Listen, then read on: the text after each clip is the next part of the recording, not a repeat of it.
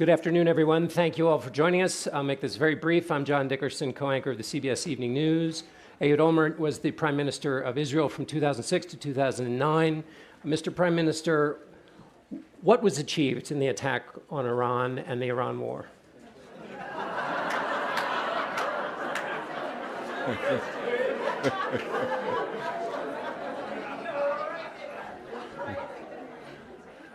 Couldn't be a simpler question, right? I think that the most important thing that was achieved is the fact that primarily Israel could take over entire control of the Iranian skies and keep going day in, day after, taking different installations, military bases, air defense systems that were destroyed completely without any effective response by the Iranians. Iranians, as a result of this very effective, powerful Israeli attack to start with, lost a lot of the prestige and the deterrence which they entertained for a very long time, talking about Iran. Iran is a very, very highly technological country. Is a nation, let's not forget it, when we talk about destroying Iran and so on and so forth, 92 million people. You don't destroy 92 million people. But the way Israel waged the attack, it has weakened the leadership, the status, and the deterrence of Iran. And I think that they have lost a lot of their status in the vicinity of Iran, in the area, vis-a-vis the traditional countries which were dependent on Iran, including the Emirates and the Saudis, of course, and the others. So this was the main impact, I think, which was also a great achievement for the State of Israel and for the Israeli army and for the Israeli government. I'm going to say it first and last time in this interview. And the credit goes to the Prime Minister of Israel for taking the decision. Okay? For good reasons. For good reason. He had the courage to decide and to wage this operation, and he deserved that credit. Okay? Now the Americans. Look, before we get to the Americans, can I interrupt? Yeah. Because I already have interrupted. So, so you talked about air supremacy. Iran is weakened. It's no longer what people thought it was. But what has been achieved? Is the nuclear program over? Is that it? No, I kept saying for a long time, long before the beginning of this military operation, the destruction of the nuclear program of Iran was not an option for Israel. Okay? From the beginning to end, it was obvious. The reason is that the distance between Iran and Israel, 1,500 kilometers, more or less, depending on the site of where it is, but this distance, the fact that most of the program was buried 80, 90 meters underground. Israel doesn't have the means, Israel doesn't have the bombs, Israel doesn't have the weapons, Israel doesn't have the aircraft that can carry the buster bunkers to that distance, and the weight of these buster bunkers, which is 30,000 pounds, is much above the capabilities of the F-35, F-16, F-15, which we have. So only America could do it. It was from the beginning quite clear. Israel did not try to destroy there were the rhetoric, the usual rhetoric, we are going to destroy, we are going to do this and that. You have to take it with a grain of salt. And that's why, until the very last day, the rumors were that Israel was asking America to do it, which America did. Question is, what is the outcome of what President Trump did? Again, I think that what President Trump did is something that was almost entirely unexpected. We know, we are familiar with the language of President Trump. I'm always, must say, I'm fascinated by the richness the language of President Trump. But we know from past experience, including the experience in North Korea, that there is a certain distance between the rhetoric and the actual performance. So the anticipation was that America is going to say, you know, all hell will break loose for Iran and so on and so on, but nothing will happen. Something did happen, to the credit of President Trump, that took the responsibility, that took the decision, and gave the order to the greatest army in the history of mankind, as you more or less said. About the Air Force, I'm not certain.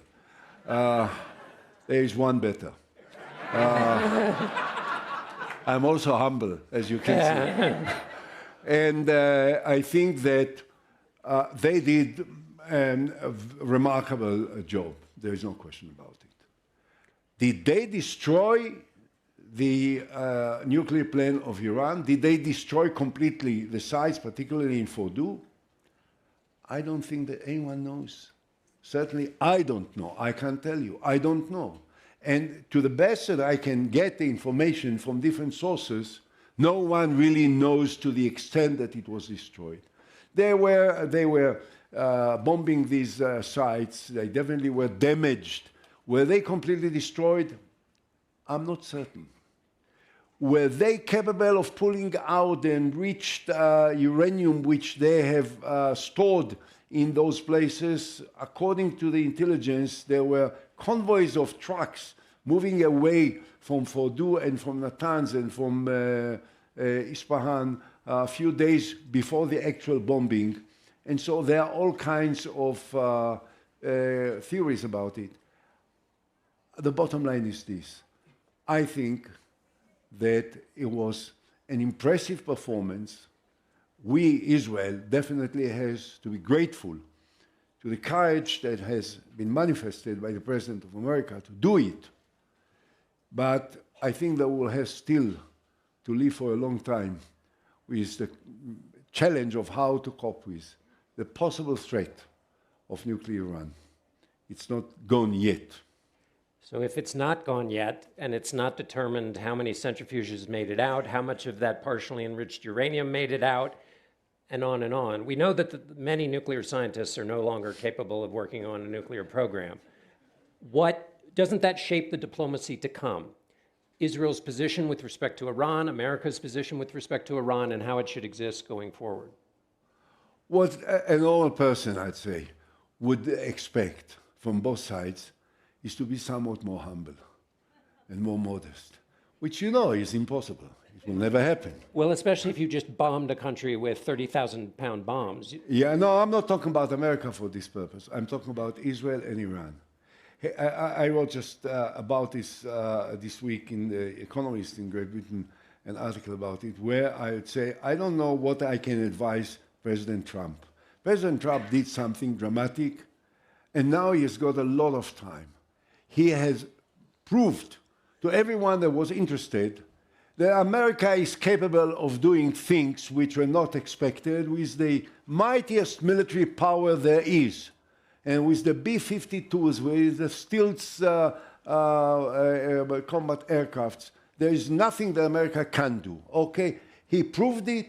Now he can rest and wait for a while. Question is incumbent upon us and upon the Iranians. Had I been the Iranian leader, which doesn't look like, I'd have said to myself, look what happened in the last year. Hezbollah, which was a long arm, strategic arm of the Iranians, with investments of tens of billions of dollars over the years, was practically destroyed, which is not, by the way, surprising for me. I dealt with Hezbollah when I was prime minister, and I shut them up for 17 years, and I knew that they are weaker than the perception of who they are. But anyway, one long arm was destroyed. Syria, which was the strategic partner of Iran for many years, regime collapsed. There is no more Assad. There is no more the Syrians' assistance for the Iranians. The Hamas has been practically destroyed. I know you will ask me about Hamas soon, but still, you know, Hamas has been practically destroyed. The Houthis is the episode, but not a real serious threat. And then the Iranians were shooting at us in April 2024 and in October 2024, across about 300 ballistic missiles, huge, big ballistic missiles, the biggest ballistic missile attack in modern history against one target, against Israel, which is not so huge and not so big. And that has failed completely. So had I been, and now we are having America as our enemy, and the President of the United States already bombed us, and he says that he is prepared to repeat it if necessary. Had I been the Iranian leader, I would have said to my inner circle and to myself, let's change the direction. Let's start and summarize to ourselves, what have we been gaining all these years? There are economic sanctions, the economy is suffering, we have a great potential, but we are not capable of making use of this potential because the whole world is after us. Let's change direction. We are not going to destroy Israel. No one can destroy Israel, trust me. No one can destroy Israel. So why going on? At the same time, I would advise my own government also, lower the rhetoric. Don't wake up every morning and threaten the Iranians of annihilation. You don't like when we are threatened in the same manner.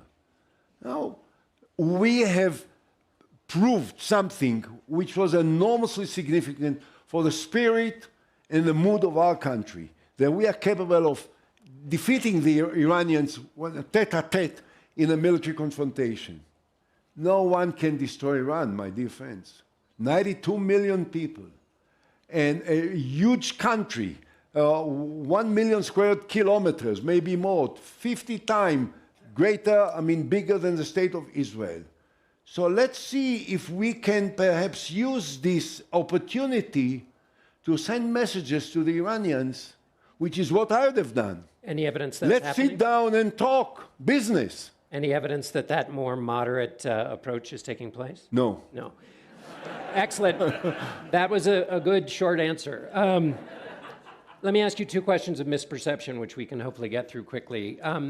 Did Yahya Sinwar, the former head of Hamas, and the supreme leader misunderstand something fundamentally about Israelis? Not only him. The Iranians, the Hezbollah, Hamas as well, the Syrians, all of the enemies of Israel. We are presently perhaps the most polarized society that you are familiar with. Amongst the Western countries, okay, we are considered to be part, even though we are in the Middle East. You know of the controversies that are taking place now in Israel and the opposition to the government and the judicial pogrom, which they called it the judicial revolution, we called it a pogrom, that they were trying to make inside the state of Israel and what it caused inside the Israeli society. Never before to such an extent. This is until someone from the outside is threatening the state of Israel. What happened on the 7th of October was the greatest failure of our government, our military, and our security ever in the history of the state of Israel. We suffered a terrible blow because of arrogance and because of overconfidence and because we thought that we know best and who are they that they can do something of that nature. Although we had all the intelligence, we just didn't take it seriously because who are these Palestinians? They are nobodies. Arrogance, terrible arrogance. On the 8th of October, in the middle of the most devastating shock that we went through, the civil society pulled itself together in a matter of hours, All the pilots volunteered immediately, all the fighters, all the reserve soldiers, and all the civic society pulled itself in order to provide of all the services that the government was not capable of doing in a most magnificent manner. And that is something that the enemies of the state of Israel never understood about us. We are going to get to Hamas and Gaza in a second, but one more question of misperception. You went through the litany of defeats for Iran. Fareed Zakaria asked this of Jake Sullivan, the former national security advisor to President Biden yesterday. Did everybody misunderstand that Iran was weaker than they thought? First of all, we didn't understand. You didn't understand? We didn't understand because the strategy of the Israeli government for a long time, which I thought was grossly exaggerated and inflated, was that Iran, I'm not talking about a potential nuclear program. Nuclear program is, of course, an imminent threat that no one can ignore.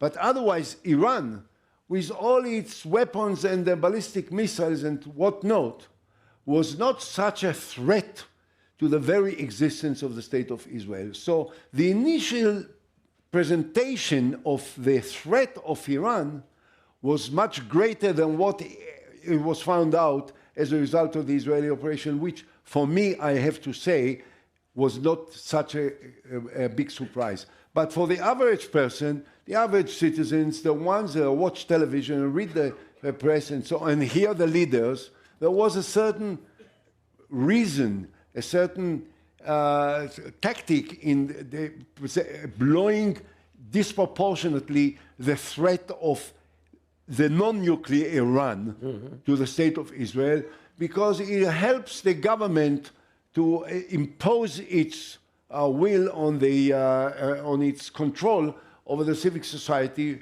particularly a government which has been so weakened inside the state of Israel because of the controversies and the differences and the disagreements which expanded and developed in such a dramatic manner over the last couple of years. You've written that success in Iran allows an opportunity to end what's happening in Gaza. Not only this, it gives us another opportunity. But I said a year ago that enough is enough. Now, one has to understand, because I don't want to be misinterpreted. Wait, we'll give you an opportunity. Yes. Yes. You may be booing him by the end. Yeah. We did everything that a military operation can do in order to break the bones of Hamas. These are murderers and killers of the worst possible kind. What they did on the 7th of October is unforgettable and unforgivable. And there was no way that Israel could refrain from an immediate retaliation, not retaliation, but reaching out for the killers, for the murderers, and eliminating as many as we could. Now, what we did was very impressive. And everyone, by the way, starting with President Biden, and him and the Western Europe, everyone, when they said Israel has a right to react, they all knew that the Hamas are hiding and embedded inside the most densely populated area in Gaza. And therefore, there is no way that we can reach out for the Hamas killers without causing a collateral damage which may become a major problem. Now, I thought already a year ago, that we have come to the point where the number of victims of non-involved Palestinians goes beyond what can be tolerated by a country which cares for human lives, including ours. And I said it. I wrote it, I said it. Not that it could have been prevented somehow. It was, as I said, very difficult. And I said time and again to your president and to the leaders in Europe, I said, when you say to Israel that you have a right to reach out for the Palestinians, you knew that there will be many innocent people killed in Gaza. They knew it, and they kept saying, you have a right to do it. But we have reached a point beyond which it shouldn't go further. And that's why I said long ago that we should have stopped the war, bring back all the hostages, and start a certain process for the future. I kept saying all the time, you know, what is the political horizon for the West, for the Gaza? What is the end game that we have in mind, assuming that we have achieved most of what we wanted to achieve militarily? I mean, what's next? At the end of the day, let's assume, just for the sake of the argument, that we would have eliminated every single Hamas. There wouldn't be one Hamas left. One. Still, there will be 2.2 million Palestinians living in Gaza and 3.3 million Palestinians living in the West Bank. What are we going to do with them? What is the future of these 5 million people? Are we going to be occupied forever? Is that what we want? To deny them forever their right for self-determination and believe that we will get away with it? So I said, let's think about what doing in the next step. And what I wrote last week in The Economist, after the devastation of the Israeli operation in Iran and the American operation in Iran, is that now there is a perception of an Israeli victory which can provide an opportunity for the Israeli Prime Minister, if he will be somewhat more humble and modest, to say, I won, I stop. He said only the first thing, not the second. And he has no intention of saying, I'll stop. How many times am I going to criticize the Prime Minister of Israel in the Aspen event? He is not, because he's completely captive by his political partners. The Ben-Gvirs, the Smotrich, the Messianic extremists, right-wingers, fundamentalist Ayatollahs of Jewish nature. And they want to carry on. And some of them say the most terrible things. You know, I've been asked by some people here, while I'm here, are you certain that you have to say certain things about your government or about your country? Maybe it's not doing a favor for your country. And I say, I'll tell you, maybe I'm not. But then when I hear a senior minister in the cabinet of my country, that he says that there are 2 million Palestinians in Gaza and all of them are terrorists and none of them has a right to survive. And I say, this is not my country. These are not the values that I grew up with and that I wanted to share with the people of Israel at the time that I was Prime Minister, and I'm not prepared to tolerate it right now. So this is the problem. Problem is that a small faction of the Israeli society, unfortunately, is now in control of the Israeli government, and they are not prepared to acquiesce with anything short of a complete devastation that is aimed at deporting maybe all the millions of people living in Gaza and then expelling all the millions that are living in the West Bank in order to integrate all of these territories into the state of Israel. This is not my dream, I'm sorry. You use the word Ayatollah. You see them as equivalent? What's the difference? What's the difference? They got the atrocious youth, the hilltop youth, I call them the hilltop youth, atrocious hilltop youth. They say that this was promised to us by God and that we have a right to do it. What is the difference in terms of language, in terms of the moral basis for what the Iranian says? He also got it from his God. Unfortunately, these two gods didn't speak in the same way. Mm. You've written about and talked about indiscriminate and limitless attacks on Gaza. What would you tell an Israeli soldier who's carrying out those orders? First of all, I didn't say that, no, I have to be very accurate here. I don't think that there was any time given an order by a political leader or by a military commander to kill indiscriminately.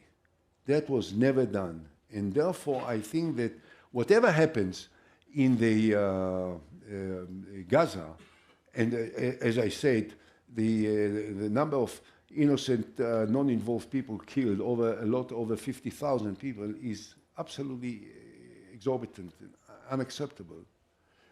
It doesn't fall into the legal definition of genocide or a war crime perpetrated in purpose. There may have been war crimes perpetrated on ground in the heat of the battle by some individuals doing things, and I criticized it and I condemned it, and I said we have to stop what happens because it leads to it almost inevitably. But there was not ever a policy of killing indiscriminately. There was not. You mentioned the question of what's next. Yeah, that's right. We have a what's next still question unanswered in Iran, but we'll get back to that in a minute. What's next in Gaza? The U.S. ambassador to Israel, Ambassador Huckabee, has said basically there is no more two-state solution. President Trump does not. You know believe what is Yishmor Hashem? Yishmor Hashem is a term in Hebrew which says God forbid. God forbid. When I hear the ambassador saying, I don't feel very comfortable. I don't have the heavy American ambassador in Israel talking like one of the Israeli messianics that talks about the expanding the Israeli settlements in the West Bank and more or less integrating all of the territories and pulling out all of the residents, the Palestinians. I disagree with it. This is not our policy. This is not what most of the Israelis think. Now I'll tell you something, which is not what you asked me, but Dick, I don't have to answer your question. I have to answer my answers, right? It's happened to me all my life. Be tolerant with me, if you can. I'll tell you something. I refuse, from day one, definitely a year after, or almost 2 years after the beginning of this war, to lose my optimism about what ought to be done, what can be done, and what will be done, which will change dramatically everything that we have witnessed. We just have to want to do it. And at a time when I don't see too many that are anxious to spell it out, because it may not necessarily be popular at this particular time, because there are so many Israelis and Jews that are so outraged at the terrible massacre that took place on the 7th of October, that they lose somewhat the broader perspective of what needs to be done in order to move forward towards a different future altogether. So I refuse to be part of it. And what I did is, at the heat of all of this, I made a partnership with a very senior Palestinian, a former Minister of Foreign Affairs of the Palestinian Authority and a former UN ambassador, and the nephew of Arafat, Dr. Nasser al-Qudwa, and we issued a joint statement signed by the two of us, which talk about the end of the war in Gaza and also the beginning of a political negotiating process on a two-state solution on the basis of what I proposed as a Prime Minister of Israel to the Palestinians in 2008, and at that time, unfortunately, the Palestinian leader, Dr. Mahmoud Abbas, didn't have the vision, didn't have the inspiration, didn't have the strength, didn't have the courage to sign, which may have changed lives for millions of people and may have changed the entire Middle East. But we have jointly adopted it, published it, signed it, and started to campaign for it, because we are not prepared to hear that this is not popular now, that the Israelis are not prepared, that the Palestinians are not prepared. We need to do something to make them ready, to change their attitudes, to convince them that there is no alternative. At the end of the day, we can kill more, they can kill more, there will be more terror, we will retaliate, we will bomb them with F-35 and with beepers and with sophistication of cyber and everything, and at the end of the day you will ask, okay, But how can we provide my grandchildren of a future without fighting when there are now 2 of them in Gaza? How can we provide the Palestinians of a future where they can possibly entertain independent, sovereign lives of their own without the occupation of an enemy which lives alongside them? If we will not raise it, if we will not put it on the agenda, he will not be there. And I can give you just one example. I'm sorry I'm long, but you don't mind. You heard that recently the French president started to talk about 2 states, and he is part now of the global alliance with the Saudis for a 2-state solution, and so on and so forth. He didn't talk like that a year ago, even though 8 months ago. We met with him. We presented him, and I can see that it starts to work. It helps impact his thinking. We met with so many leaders in Europe and foreign ministers and everywhere. I am not prepared to give up the hope that we can change reality if we'll be smart enough, courageous enough, determined enough, consistent enough, and, which is more important, we don't have to worry about who will vote for us. We don't need the votes. We need the acceptance. But there are people who do care who vote for them. I know. I know. So how do so you've got it a part of the conversation, Europeans, Saudis, they're saying things, but what's your imagination about how this would work forward through the Israeli political system? Well, strangely enough, I have to say, including today, there is a poll today, every week, at the weekend, so it's Friday, every week, there is a poll asking what, more or less, the votes are going to divide. And in none of the polls over the last year, including in this last week when there is a perception of great victory and great achievement, and the President of the United States is campaigning in order to release Netanyahu from his court case, and he says Netanyahu is a great guy, which is what I can tell you something, as a former prime minister, every Israeli prime minister loves to be loved by the American president. Netanyahu made every possible effort in the last 15 years to the opposite, okay, so that the presidents will not like him. But this time it happened. Yesterday, President Trump made a big statement that we have to save Bibi, he's a great guy, and so on. In this poll, the coalition factions got the smallest support over the last year, okay? And the opposition is by far greater and bigger. So number one, the perception that the opinion in Israel is in a different direction is not true. But it remains to be worked out. Yeah. Given what you just said about American presidents and the relationship with prime ministers in Israel, could Joe Biden have done more? Did he have more leverage than he exercised, given his opinion about what was happening in Gaza? Well, yesterday I was at the meeting with Jack Sullivan. And in the last minute I raised my hand, unfortunately. No.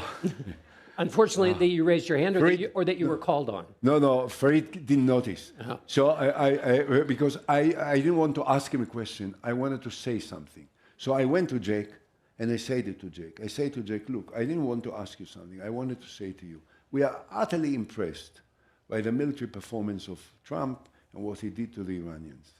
However, no one can ignore the admirable manner of the Biden support and involvement in the state of Israel in those dark days. There was no one ever, no American president ever. He came to Israel less than 10 days, first time that American president in the middle of combat, of war, comes to the combat zone in such a way, and everything that he did, I personally like him. I know him. I've been working with him for many, many years. Over the years, he was here, I was there. You know, we crossed roads on many occasions, a lot before he became president. I think that he was caught in the middle of what Jake Sullivan said yesterday, a certain dilemma. On the one hand, he wanted to do what you would have expected him to do, which is to say to Netanyahu, you know, up to here. Yeah. On the other hand, he couldn't entirely ignore the perception that there is one country which is attacked from the south, from the north, from the east, by so many different hostile groups and countries. And how can you, at the heat of this confrontation, come to Israel with criticism, with demands, with constraints, and whatnot? So I guess that this was his, you know, I asked already several times, had I been Biden, I would have done something harsher and stronger to end it up. Unfortunately, it didn't happen. Stronger meaning what? Denying munitions to Israel? No, not denying munitions. Forcing Israelis to adopt a strategy for the day after. And there can be only one strategy.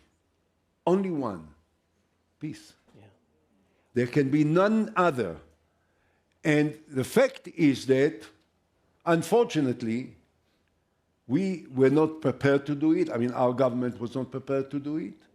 Given the circumstances that I have described and the political divisions and the influence of these messianic groups inside the government, and the Americans, in spite of the fact that they did say what should be the solution for the day after, they talked about a Palestinian state, they talked about two states and so on and so forth, didn't take enough measures, didn't use enough political power that could have been activated in order to push Israel into that corner, not a military corner, that corner which may have been very useful.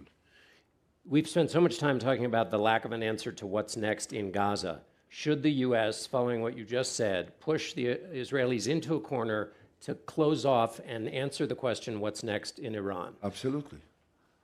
Both in Iran and in Gaza. I hope. Look, again, I said before, I'm looking at the American president every time, and I'm absolutely amazed. And you know, I see their performances. And I say, listen, this is one of a kind. I've never seen anything like that.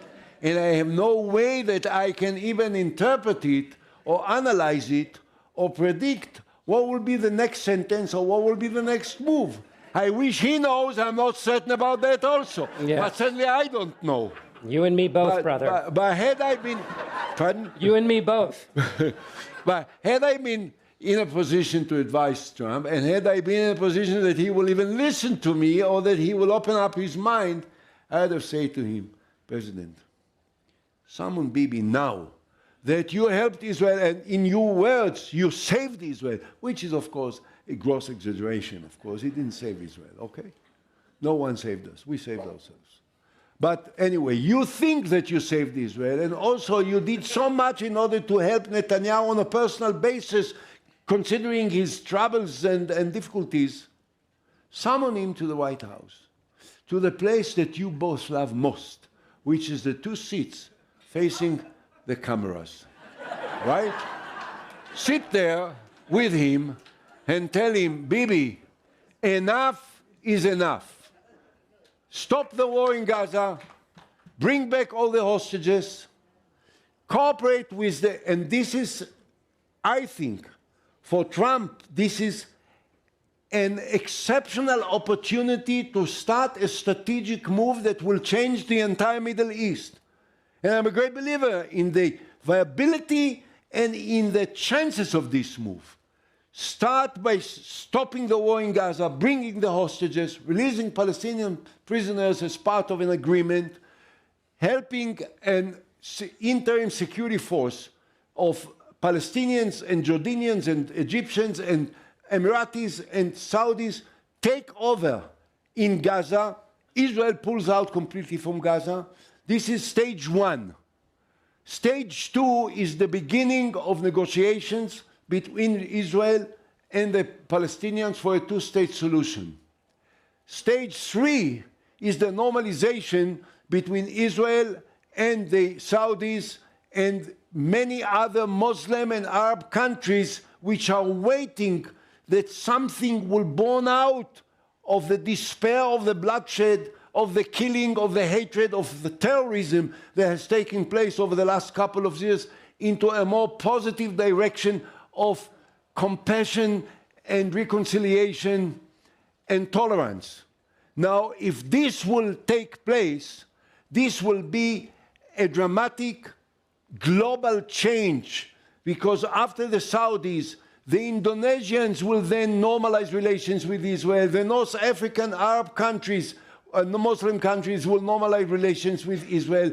There will be a complete dramatic change in the makeup of the Middle East that will be dramatic, something that has been completely ignored for so many years. And it can be done, and the only person that holds the key to do it is the guy that I don't understand.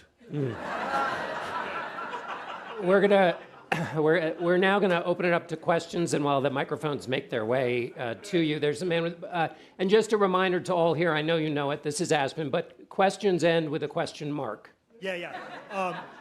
Two very related questions. So imagining that your and my dream of an agreement for a two-state solution is signed, can you imagine that happening without a practically civil war breaking out among Israeli Jews? And related to that, given the huge birth rates among those people most opposed to a peace agreement, combined with the low birth rates and immigration among those most in favor of peace agreement, do you despair about that long-term future?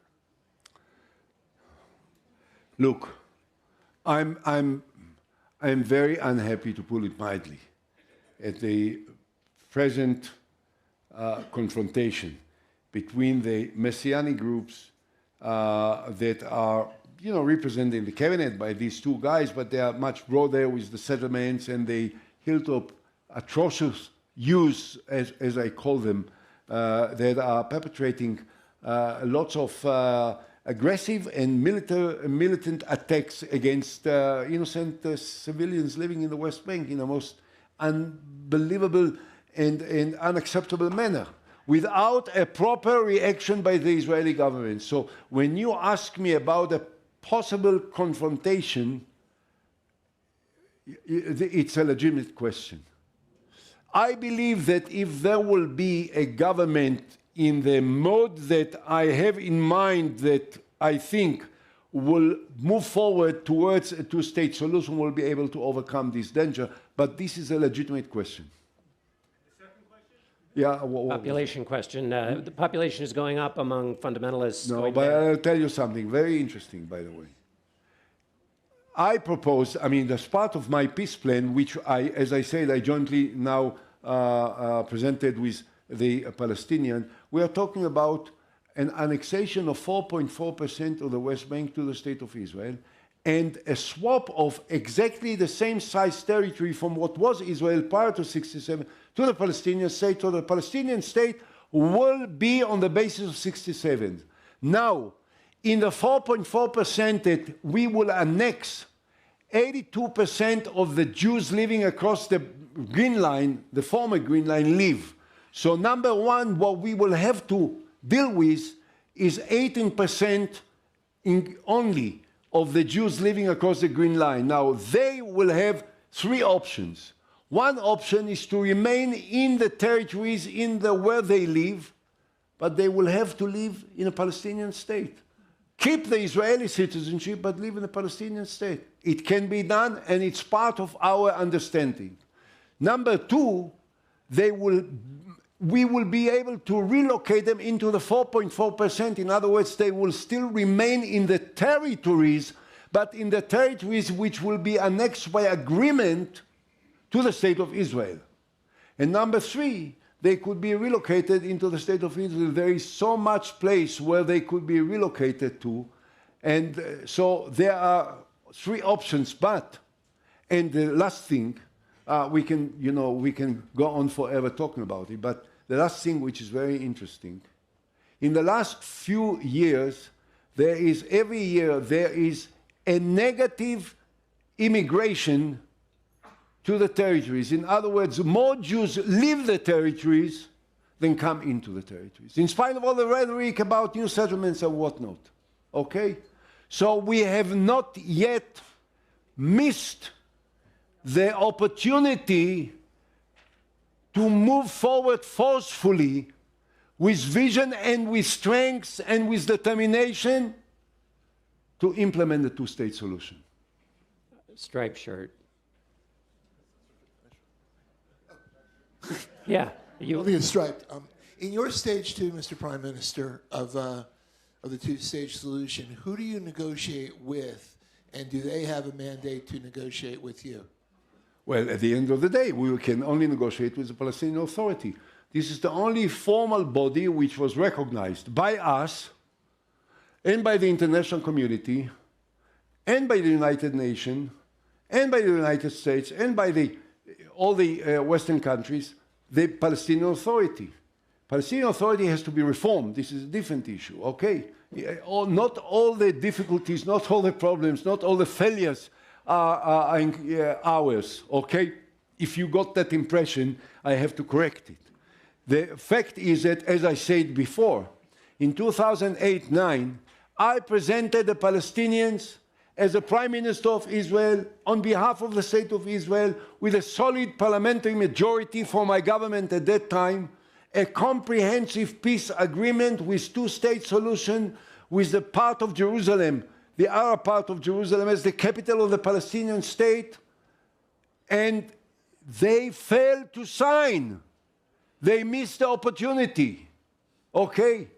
But the Palestinian Authority is still the only representative body of the entire Palestinian community, and therefore they are the partners. And by the way, you know, part of the Israeli government keep on calling them the terrorists and so on and so forth. The Palestinian Authority, their security agencies of the Palestinian Authority cooperate with the Israeli Secret Service on a continuous basis throughout all these 2 years of the war, and they are reaching out when they have intelligence of potential terrorists, and they submit them to Israel. So not only that they are not supporting terror, but they're cooperating in Israel combating terror. And they are the partners. The white shirt. Hi. I understand the collateral damage of a war that we didn't start, but you say enough is enough. We still have 50 hostages in Israel. We still have Hamas harming its own citizens, the Palestinians of Gaza, preventing humanitarian aid from being distributed to the citizens in Gaza, and Hamas, who wants the ultimate destruction of Israel. How do you say enough is enough, knowing all of this? I'm so happy that you asked me this question, because otherwise someone may have thought that everyone here supports me. So now I'll tell you something. Number one, when I say enough is enough, I say it not before we started the operation. We say it after 20 months, in which more than 55,000 Palestinians, most of them are not even fighters or terrorists, that were killed. Now, when I say enough is enough and stop, the first thing is to bring back the hostages. So, and this is, excuse me, Hamas is ready for it. We are not. We had an agreement, and on the 18th of March, we violated the agreement. I know, that's when we started, not just me, but a large group of former Israeli warriors, all of the chief of staff, former chief of staff of the Israeli army, the commanders of the Israeli Air Force, the heads of the Mossad, the head of the Secret Service, all of them lined up in a petition signed by them accusing the Israeli government of expanding the war on the 18th of March, in spite of the fact that we were part of an agreement that had to be carried on further in order to bring back all the hostages. So now when I say enough is enough, of course, the precondition is to return back all the hostages. I don't know how many evenings you spent rioting in the hostages square in Tel Aviv, but me and my family did it everywhere. And because this is the first priority, there is no question about it. But in order to bring the hostages, we have to stop the war. And this is not my just personal opinion as an opposition to Netanyahu. This is what all of the Israelis, more than 60% of us, think we have to do. Now, let's not kid ourselves. Do we want to say that after 20 months that we have been fighting the Hamas is still a danger to the state of Israel? I mean, are we serious? We could destroy the Iranian army in 12 days of a nation of 92 million people, and we have a problem that endangers the existence of the state of Israel with a couple of thousands of what was left of Hamas, without the support of Iran, without the launchers, without the rockets, without the leaders that were all eliminated. I mean, let's put things in some proportion. We have to stop it, we have to bring back all the hostages, and we have to start and move forward to change direction into something that will prevent us from having to face terror from Gaza in the next few years as we did in the past.